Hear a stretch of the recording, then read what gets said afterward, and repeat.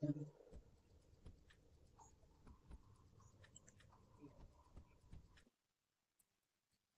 Student, आज हम लोग देखने वाले हैं सीबीएसई बोर्ड में मैथ का एक थर्ड चैप्टर जिसका नाम है pair in linear equation in two variable. ये बहुत ही इजी चैप्टर है। इसमें बस 3 फॉर्मूला याद करना है और पूरा चैप्टर खत्म। एग्जाम में क्वेश्चन हर साल आता है इससे, ठीक है। और अगर थोड़ी देर मेरे साथ इसको देख लो तो ये चैप्टर फिनिश हो जाएगा, ठीक है। इस चैप्टर का weightage CBSE board, polytechnic exam और भी बहुत सारे कॉम्पिटिटिव एग्जाम में इस चैप्टर से क्वेश्चन आता है, ठीक है। बस कॉपी और पेन निकाल लो और थोड़ी देर अच्छे से सुनना। मैं फिर बता रहा हूं, ये चुटकी में खत्म होगा ये चैप्टर भी, ठीक है। चलो देखते हैं pair of linear equation in two variable. सबसे पहली बात, लीनियर इक्वेशन। ये समझो कि लीनियर इक्वेशन का मतलब क्या होता है। लीनियर इक्वेशन का मतलब है कि x और y जो भी कोफिशिएंट दिया रहेगा उसका पावर क्या होगा, 1। इसीलिए देखो यहां पर 2 इक्वेशन दिया रहता है। जब भी इस तरह का क्वेश्चन आएगा, 2 इक्वेशन पे क्वेश्चन आएगा, a1x plus b1y plus c1 equal to 0। ये पहला इक्वेशन है जिसमें a1 b1 और c1 आपको पता कर लेना है। दूसरा a2x plus b2y plus c2 equal to 0। इसमें भी आपको a2 b2 और c2 निकाल लेना है, ठीक है। सुनो, बहुत अच्छे से सुनो, थोड़ी देर सुन लो, ये चैप्टर खत्म हो जाएगा, ठीक है। फिर इसके बाद मैं और सारे जितने भी सीबीएसई में आया हुआ क्वेश्चन है हम लोग पूरा कोशिश करेंगे, सब बनाएंगे, ओके। हाँ, तो क्या करेंगे हम लोग, ये दोनों इक्वेशन में से a1/a2 b1/b2 c1/c2 equal to करके निकाल लेंगे, ठीक है। और हाँ, याद रखना, ये एक तरह से जादू है।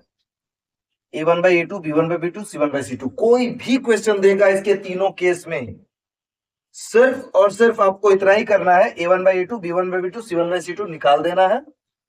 खुद ब खुद पता चल जाएगा कौन सा केस है, ओके। चलो देखें आगे। सबसे पहले केस नंबर 1 पे चलते हैं। और हाँ, मैं फिर बोल रहा हूं, ये पूरे मैथ के चैप्टर में ना सबसे आसान चैप्टर है। सिर्फ 3 फॉर्मूला लर्न करना है और चैप्टर खत्म। आओ देखिए, सबसे पहला केस नंबर 1। केस नंबर 1 ये बोलता है कि a1/a2 not equal to b1/b2। क्यों? मतलब कि a1/a2 का जो रेशियो आएगा वो b1/b2 के रेशियो के बराबर नहीं होगा। जैसे हम लोग क्वेश्चन भी देखेंगे, पहले फॉर्मूला को लर्न कर लेते हैं ना। तो अगर a1/a2 not equal to b1/b2 है तो क्या होगा, यूनिक सॉल्यूशन होगा। यूनिक सॉल्यूशन मतलब सिर्फ और सिर्फ एक सॉल्यूशन होगा। दूसरा, कंसिस्टेंट होगा।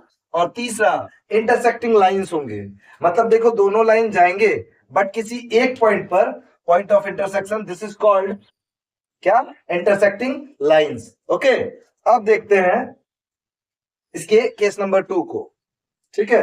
केस नंबर 2 में ये बोलता है कि, मैंने क्या बोला था लिख लो। तो इसमें क्या है, a1/a2 equal to b1/b2 equal to c1/c2 है। मतलब इस वाले केस में एग्जैक्टली जो मैंने बोला था कि ये लिखोगे वही है। इसका मतलब ये होता है कि जो सॉल्यूशन होगा, इनफाइनाइटली मेनी सॉल्यूशन होगा, बहुत सारे सॉल्यूशंस निकलेंगे इसके, ठीक है। और इसका दूसरा टर्म क्या होगा, ये कंसिस्टेंट होगा। और तीसरा कोइंसिडेंट होगा, विच मीन्स एक ही लाइन पे होगा। एक लाइन इधर बढ़ रहा है तो दूसरा लाइन इधर बढ़ रहा है। ये कोइंसिडेंट होते हैं, एक लाइन पे दूसरा लाइन, ठीक है। आगे चलते हैं, केस नंबर 3। केस नंबर 3 ये बताता है कि a1/a2 इक्वल टू b1/b2 तो होगा, लेकिन c1/c2 के बराबर नहीं होगा। तो इस कंडीशन में जो इक्वेशन होगा वो कोई सॉल्यूशन नहीं देगा, क्या बोलेगा, नो सॉल्यूशन, ओके। फिर और ये इसमें लाइंस कैसे होंगे, lines are parallel to each other. कैसे होंगे, पैरेलल टू ईच अदर, कभी मिलेगा ही नहीं, तो सॉल्यूशन कहां से मिलेगा। Next, inconsistent.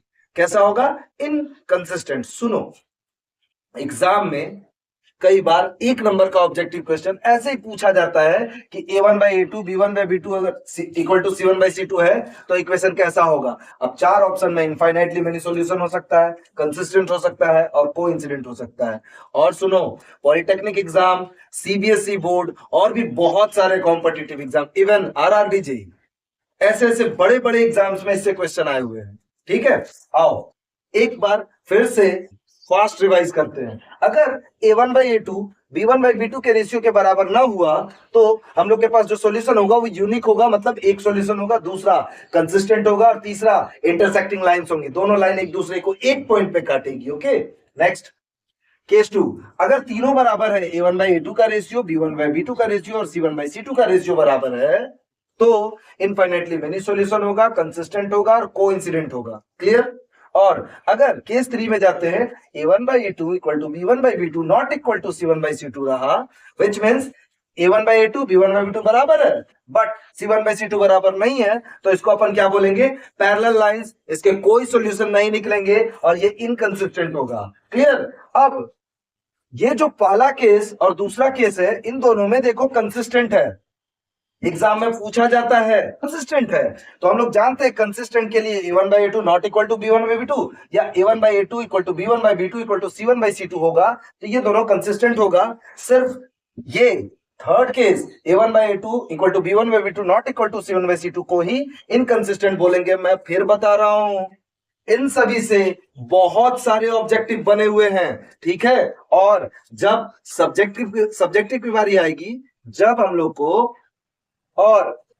को सब्जेक्टिव क्वेश्चन बनाना होगा, तो हम लोग इसका यूज करेंगे, क्योंकि क्वेश्चन में लिखा रहेगा कि find the value of k if it is unique solution या इफ इट इज कंसिस्टेंट। तो आपको ये केस ध्यान में रखना होगा। इन तीनों केस को एक पेज में लिखो, जहां सोते हो उसके ऊपर चिपका दो, एग्जाम जब तक नहीं आता है तब तक इसको देखते रहना, एग्जामिनेशन हॉल में बहुत फायदा करने वाला है। ओके, चलो देखते हैं। अब मैं ना तीनों पे एक एक क्वेश्चन समझाता हूं, ताकि ये तो पता चले कि a1/a2 b1/b2 c1/c2 निकालेंगे कैसे हम लोग, ठीक है? कुछ लोगों को तो ये भी नहीं समझ आता, तो चलो उसको समझते हैं। सबसे पहला क्वेश्चन देखो, यहां लिखा हुआ है 2x + 3y = 6, 4x + 6y = 12। मैं यहां लिखता हूं ताकि मैं समझा पाऊं। देखो 2x + 3y = 6 है ना, और 4x + 6y = 12। सबसे पहला काम मैंने क्या बताया था? ये इक्वेशन लिखना है, इसके कोफिशिएंट निकाल करके एग्जैक्टली ऐसे रख दो, तो मैं खुद पता चलेगा कौन सा नहीं है, जो नहीं होगा उसको काट देना। कोई भी कंडीशन याद करने की जरूरत नहीं, पहले क्वेश्चन में कोफिशिएंट लिखना है। ओके, तो देखो यहां पर a1 कौन है? 2, b1 कौन है? 3 और c1 कौन है? पहले इसको इधर बुलाना है, इधर बुलाना है, इधर बुलाना है। इक्वेशन अच्छे से देखो, a1x b1y + c1 = 0। यहां गलती होगा वहां एग्जाम में, ये गलती वहां मत करना। तो देखो 2x + 3y - 6 = 0। फिर अपन लिखेंगे 4x + 6y - 12 = 0। अब हम लोग को a1 a2 b1 b2 c1 c2 बहुत ही आसानी से दिख रहा है, तो हम लोग लिखेंगे a1/a2 = b1/b2 = c1/c2। कोई ये नहीं बोलेगा कि अभी हम लोग को पता ही नहीं है और हम लोग इसको लिख दिए, बिल्कुल नहीं बोलना है, ऐसे ही लिखना है। मैं बता रहा हूं, बहुत आसानी से सॉल्व होगा क्वेश्चन। ओके, चलो पहले वैल्यू तो पुट करते हैं। a1/a2 that is 2/4 equal to b1/b2 3/6, c1/c2 -6 - 12। इन सभी को जब काटोगे ना, तो सबका वैल्यू 1/2 आ रहा है। 1/2 = 1/2 = 1/2। जल्दी से मुझे बता दो कि जब a1/a2 = b1/b2 = c1/c2 होगा, तो कौन सा केस होगा? केस नंबर 2 यहां है। अब आपको इसके बारे में ये तीनों कंडीशन लिख देना है। अगर क्वेश्चन में ये ना पूछा रहे, तो आपको ये तीनों कंडीशन को मेंशन करके आना है वहां पर कि इनफाइनाइटली मेनी सॉल्यूशन होगा, कंसिस्टेंट होगा और कोइंसिडेंट होगा। क्या ये बात समझ आई? हाँ, चलो अब हम लोग दूसरे क्वेश्चन को देखेंगे। अब वो किस केस में फॉल करता है वो हम लोग फिर बनाएंगे और फिर सीखेंगे, ठीक है? चलो मैं रब कर दूं इसे।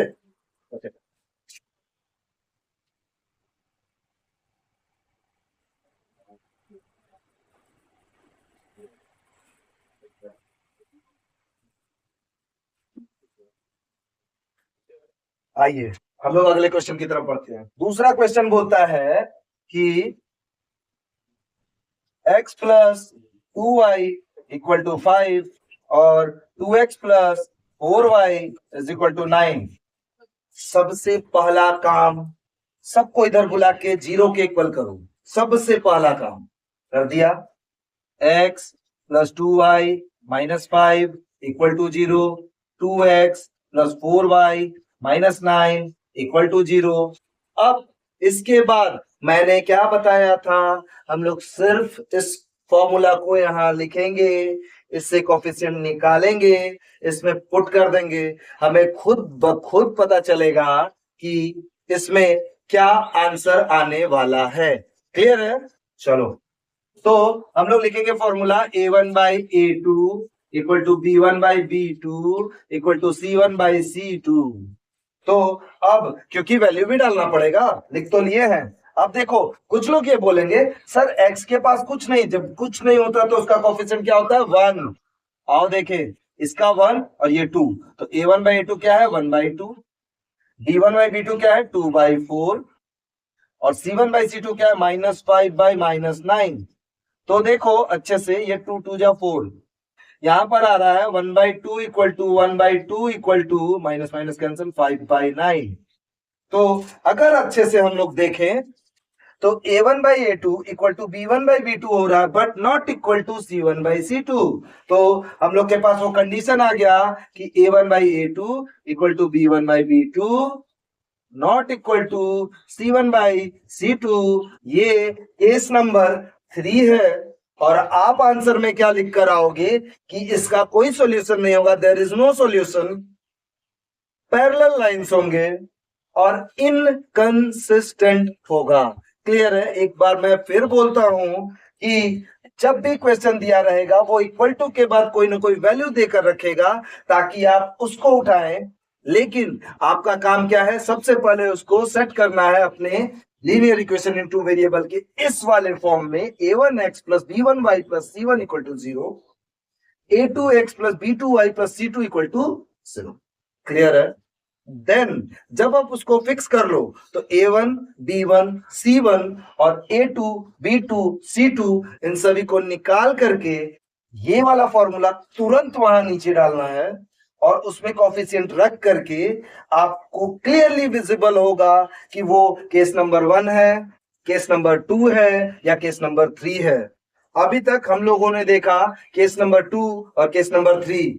आओ हम लोग देखते हैं थर्ड क्वेश्चन। ठीक है? समझ आ रहा है? मैं बता रहा हूं ये सिर्फ फॉर्मूला है, मैं बस इसको आपको ओवरव्यू दे रहा था इस चैप्टर का। हम लोग इसका क्वेश्चन, बहुत सारा क्वेश्चन करेंगे, बिल्कुल करेंगे। ओके, चलो मैं इसे रब कर रहा हूं। ओके,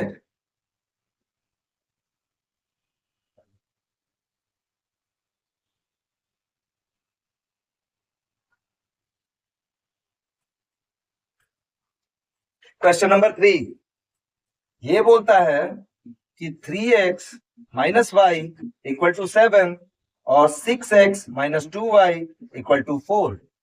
वाओ, अच्छा क्वेश्चन। एक बात बताओ, सबसे पहला काम क्या है? सबसे पहला काम भूल जाओ कि तुमसे क्या पूछा गया है। तुम्हारा काम है इस क्वेश्चन में कि इसको पहले इस फॉर्म में ले आना।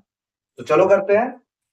3x minus y minus 7 equal to 0 मुझे मिल गया a1 b1 और c1। नेक्स्ट, दूसरे में 6x minus 2y minus 4 equal to 0 मुझे a2 b2 c2 भी मिल गया। अब सवाल क्या है? यहाँ पर एक अच्छा सवाल है, इसमें आपको माइनस देखने को मिल रहा है।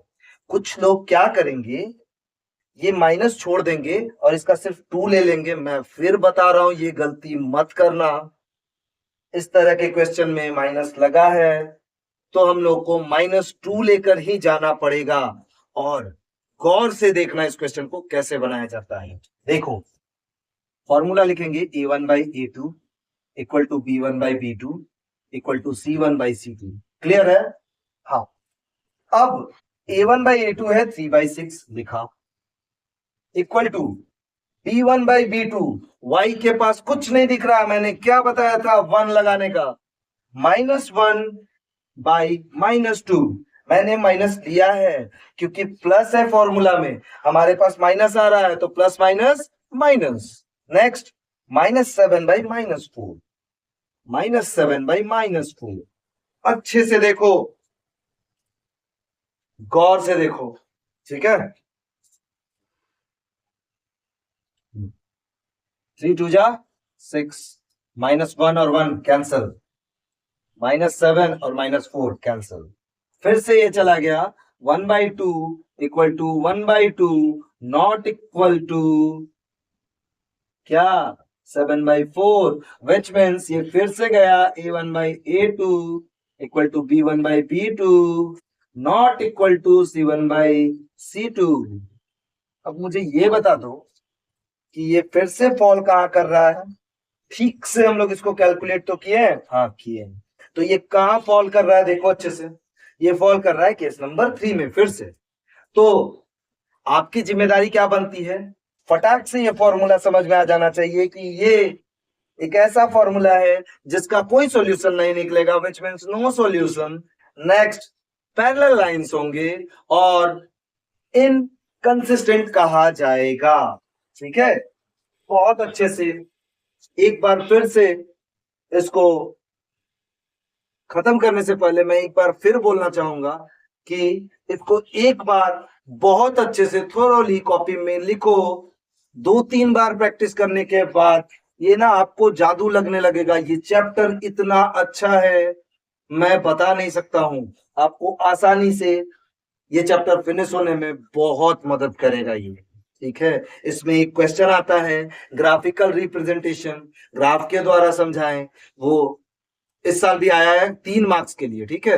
तो हम लोग उसको भी करेंगे, लेकिन पहले बेसिक तो कंप्लीट हो जाए, बेसिक तो अच्छे कर लो, है ना। चलो इसको ठीक से 1-2 बार और देख लेना या कॉपी में लिख करके 3-4 बार प्रैक्टिस कर लेना, ये आपके जहन में बैठ जाएगा। और मैं बता रहा हूं फिर से, ये one of the most important chapter है जहां पे आपको ये नहीं करना पड़ेगा कि रट्टा मार।